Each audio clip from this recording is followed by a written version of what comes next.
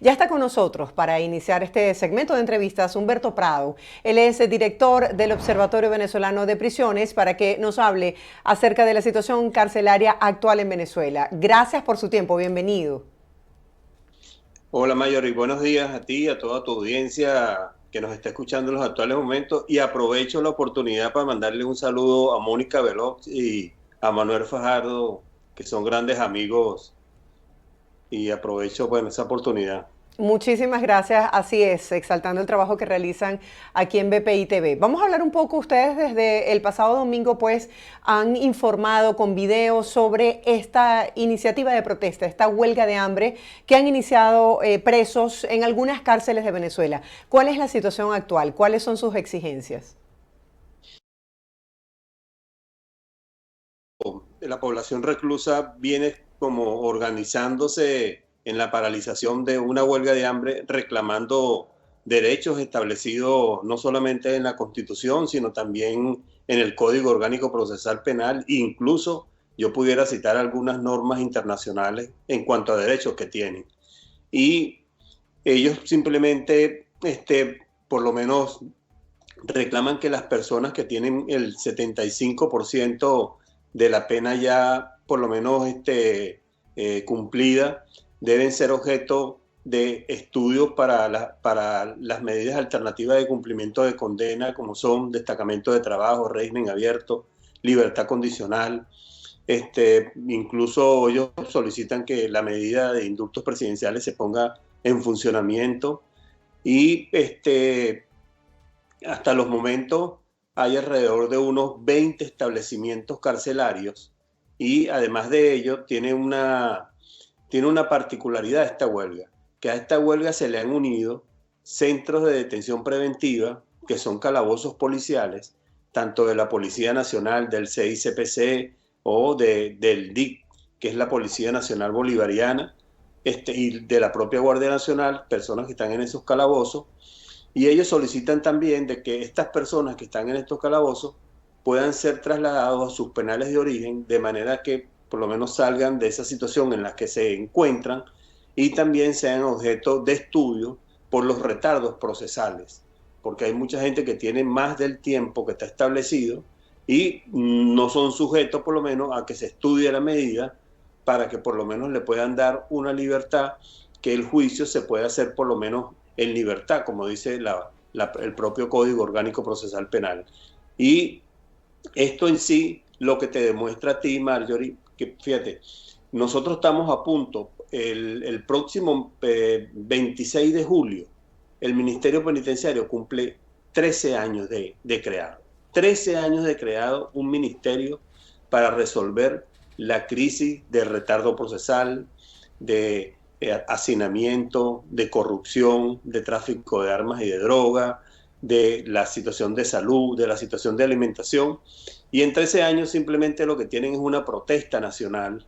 de la propia población reclusa, donde simplemente ellos se tienen que llamar a reflexión qué es lo que están haciendo mal, porque ellos simplemente están de operativo tras operativo, cuando ellos lo que tienen es que enfrentar el problema estructural que hay, porque es un problema multifactorial, porque independientemente que la ministra de Asuntos Penitenciarios tenga la responsabilidad de darle atención integral y de llevar al preso o a la mujer privada de libertad a un traslado a un tribunal cuando lo solicite un juez, también el Ministerio Público tiene responsabilidades, se acusa o no acusa, y la juez de sentenciar o no sentenciar. Entonces, el problema por lo menos tiene esas tres bases que tienen que buscar de ver cuál es el eslabón donde no está funcionando el sistema de justicia y que lamentablemente obtienen de parte de la población reclusa un reclamo que ellos están en su derecho, es una huelga pacífica, y lo que debieran simplemente es anotar, escucharlo y por lo menos impulsar una política seria que por lo menos elimine la situación que hay en los actuales momentos de lo que es la atención integral de la población reclusa en general. ¿De qué manera se han ido intensificando con el pasar de los años estos problemas que denuncian los reclusos del día de hoy? No, grave, grave porque mira, nosotros, como te dije anteriormente, cuando ganó Chávez las elecciones, él unió el Ministerio de Justicia con el Ministerio de Relaciones Interiores. Y entonces la prisiones era una dirección de línea del Ministerio de Justicia. Y cuando unen los dos ministerios, crean la Dirección General de Custodia y Rehabilitación. Después les cambian el nombre a la Dirección General de Servicios Penitenciarios. Y entonces el 26 de julio crean el Ministerio de Asuntos Penitenciarios para que se tenga autonomía financiera, jurídica y por lo menos de poder resolver las cosas que con una dirección de línea no podían, porque siempre estaban sujetos a que por lo menos tenía que decidir el viceministro o el ministro, y ahora por lo menos teniendo esta figura, lamentablemente todavía los problemas se han identificado y lamentablemente no han presentado una solución al problema, como te dije anteriormente, del retardo procesal. El 75% de la población reclusa tiene retardo procesal. Tiene retardo procesal en el procedimiento a los procesados, tiene retardo procesal a los que tienen sentencia definitivamente firme para el otorgamiento de medidas alternativas de cumplimiento de pena. Aquí no se trata tampoco de lo que yo estoy explicando, se vea como que si los presos que han cometido un delito merecen un privilegio. No. Aquí lo que se trata es de respetar los derechos que tiene la población reclusa y que están establecidos en nuestras leyes, y que haya una cultura de respeto a los derechos humanos para que comprendan que una persona que cometió un delito y que pagó su pena puede reinsertarse a la sociedad convertido en un hombre productivo para enfrentar y desarrollar y por lo menos apoyar a su familia y por lo menos tener la oportunidad que dan las normas que tiene nuestro país, y que lamentablemente eso nada más está en blanco y negro y que en la práctica no se ve. Lo que nosotros vemos siempre, y que por lo menos eso es notorio, público, comunicacional, donde sale la ministra siempre, bueno, se produjo un plan de abordaje en tal establecimiento carcelario, se produjo un plan de abordaje en tal sitio, se cerró los penales tales y tales y tales y tales. Entonces tú dices, bueno, resolvió esto el problema, y llevan ya 25 años por lo menos en el poder, y 13 años va a cumplir el Ministerio Penitenciario. Entonces tiene que llamarse a una reflexión para que por lo menos las políticas que han sido erradas totalmente, porque no han enfrentado el problema estructuralmente, por lo menos no sigan faltándole respeto a la población reclusa, porque una persona que ingresa a una cárcel, bueno, cometió un delito, pero el delito se queda en los tribunales para que lo juzguen, y el hombre que entra en prisión tiene que tener esa atención integral para que no haya este tipo de situaciones que se presentan hoy en día, y que los reclamos que hay en los 13 puntos que ellos entregan simplemente están contenidos tanto en la Constitución como en el Código Orgánico Procesal Penal. Incluso ellos solicitan de que se tiene que aplicar la redención de la pena por el trabajo y el estudio. Esto es una ley vieja nuestra que simplemente se basa en que la persona cuando ingresa a una prisión tiene derecho al trabajo y al estudio, y que por 2 días de trabajo o estudio se le redime uno de la pena. Entonces ellos solicitan que eso se tiene que poner en práctica, y entonces haya por lo menos una comisión o que vayan a conversar con ellos para que por lo menos resuelvan el problema de fondo y por lo menos lleguen a un acuerdo, y por lo menos este conflicto se pueda manejar y termine de una forma feliz, y que haya por lo menos de esta situación algunos puntos importantes que traiga como consecuencia la solución al problema, por lo menos de este punto en particular que es jurídico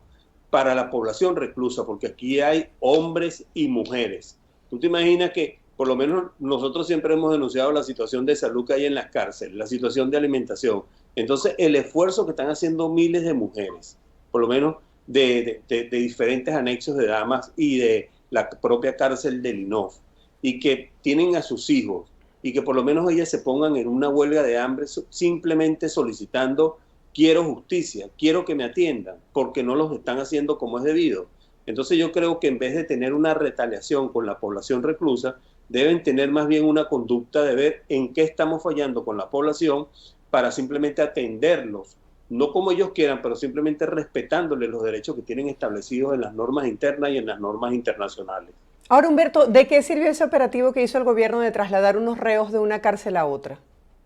De más problemas, Marjorie, porque cerraron 7 cárceles, ¿verdad? Para por lo menos enfrentar o simplemente atrapar o detener a los pranes de cada una de estas cárceles. Entonces, cuando llegaron a Tocorón, por lo menos, con 11.000 funcionarios, con guardias nacionales, con policía, simplemente iban por el Niño Guerrero, por el plan El Niño Guerrero y su banda, y cuando llegaron el Niño Guerrero ya tenía más de una semana que se había ido. Entonces, además de eso, cerraron Trujillo, cerraron Yaracuy, cerraron La Pica, cerraron Puente Ayala, y en los actuales momentos ellos trasladaron más de 8.400 internos a otros penales que ya estaban hacinados, en donde imagínate tú, personas familiares que tienen por lo menos a su hijo preso en Trujillo, y cerraron la cárcel de Trujillo, la cerraron,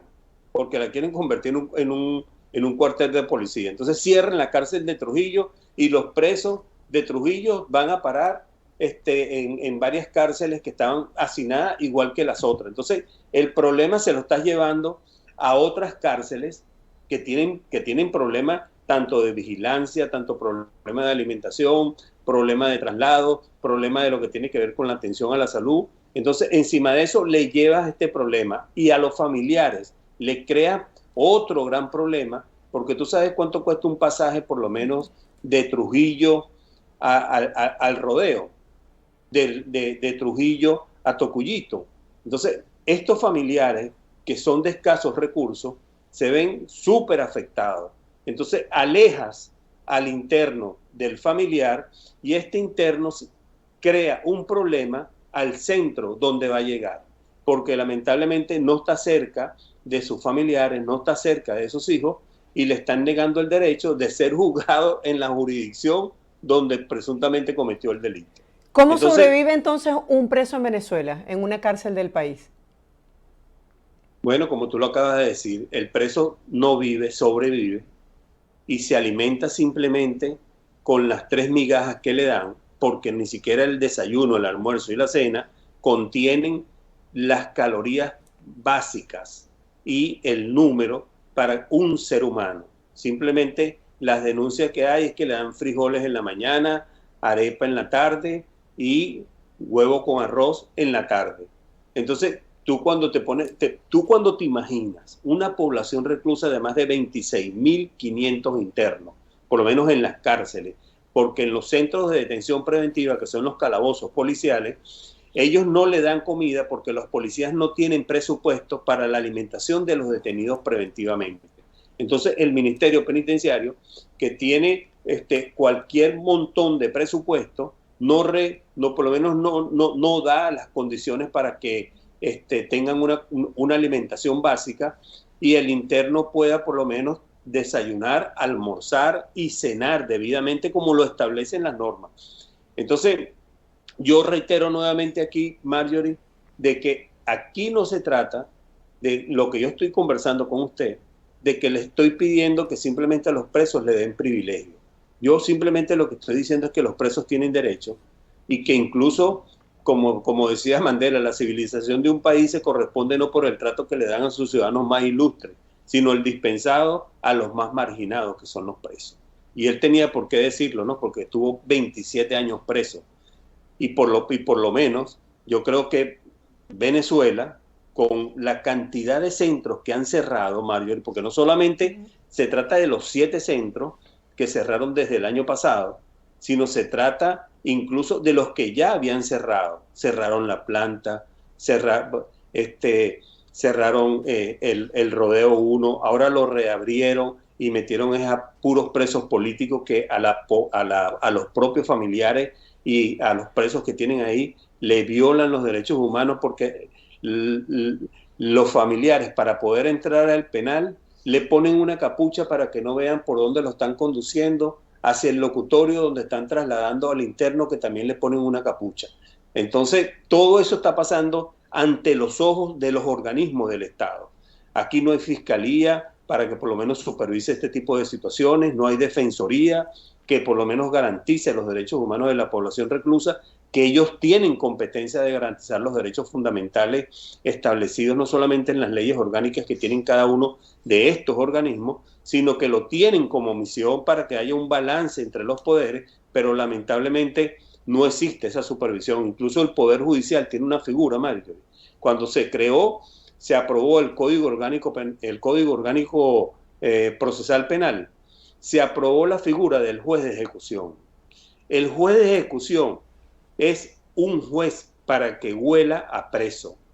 Y lo digo en un sentido muy particular, porque es para que esté dentro de la cárcel y supervise la alimentación,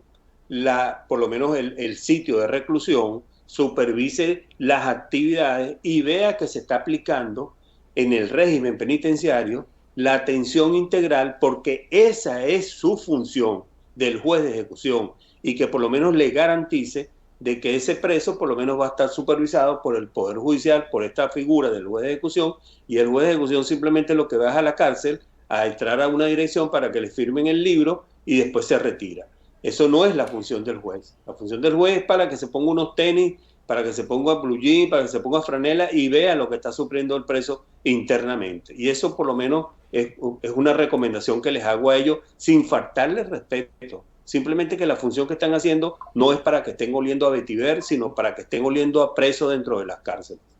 ¿Cómo es la atención en materia de salud? Porque si una persona en libertad se enferma, tiene que cubrir todos sus gastos médicos. ¿Cómo es la situación de un preso, tomando en cuenta que muchos de sus familiares quizás están en otros estados, como bien lo señalabas?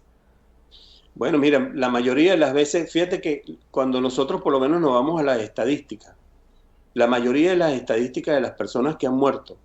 en las cárceles han muerto por desnutrición, han muerto por tuberculosis y han muerto por diferentes enfermedades. La mayoría, y el resto de violencia entre la población reclusa.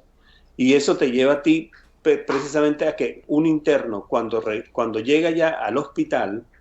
mira, no es justo, mira, es que hay personas que han muerto, por lo menos porque tienen una situación de cáncer y debieran estar sometidos a una medida humanitaria para que por lo menos le den atención en su casa y pase los últimos días con sus familiares o tengan una atención más oportuna para que lo puedan llevar a los hospitales. Y simplemente lo llevan a un hospital cuando ya simplemente está en un estado agonizando ya para por lo menos ya perder la vida como tal. Entonces, yo creo que lo que tiene que ver con la atención a la salud, bueno, si nosotros revisamos cuántos médicos hay en cada establecimiento carcelario, cuántos enfermeros y enfermeras trabajan en los establecimientos carcelarios, mire, me sobran dedos, porque lamentablemente no hay una atención médica continua y sostenida, porque es el propio preso que de repente trabaja en las enfermerías quien atiende al preso, y los médicos van en un horario que le establecen, pero no hay una atención continua y sostenida en los establecimientos carcelarios. Eso te estoy hablando del preso. Imagínate tú la mujer que se encuentra en prisión, que no hay por lo menos un médico integral y un ginecólogo, sino simplemente que va con consulta al INOF o a los diferentes anexos de mujeres en Venezuela. Sufren más y lamentablemente esa atención integral no la cumplen debidamente. Entonces el problema de fondo, aquí estamos tratando el problema jurídico nada más, pero si nos vamos al problema de lo que tiene que ver con las preguntas que tú me estás haciendo, con el problema de la salud, con el problema de la alimentación, con el problema que tiene que ver con el hacinamiento, con el problema de la corrupción que hay en los establecimientos carcelarios del país, con la falta de formación del personal que tiene que haber para por lo menos, mira, tú puedes tener la cárcel más bonita del mundo, pero si tú no tienes el personal debidamente formado, para que esa cárcel los servicios, lo ponga en funcionamiento debidamente y cumpla su función final, que es la reinserción social de la persona privada de libertad, esa cárcel por lo menos que tiene todos los parámetros y tiene todos los estándares internacionales en materia de derechos humanos, se vuelve simplemente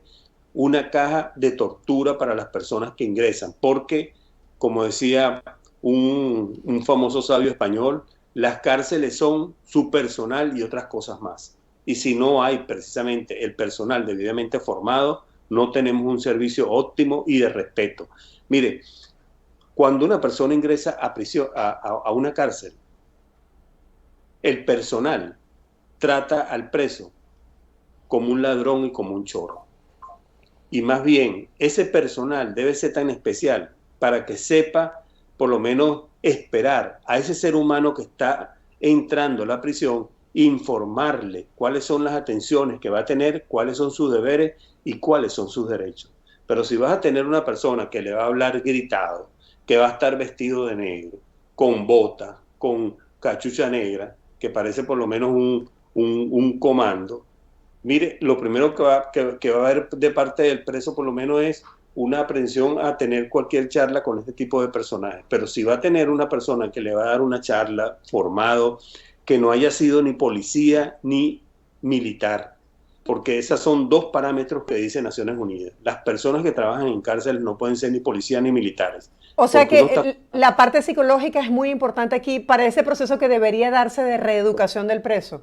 Totalmente. Para lo que es incluso la atención emocional del preso. Porque tú te imaginas una persona que por primera vez ingresa a una prisión, porque de repente mató a una persona accidentalmente. Y lo primero que le dicen es, bueno, vas a dormir en el piso, tienes que comer con las manos, tienes que hacer tus necesidades en bolsa o en papel. Entonces, la primera reacción para un ser humano que por lo menos por muy pobre comía en su casa con unos cubiertos y dormía por lo menos en un colchón.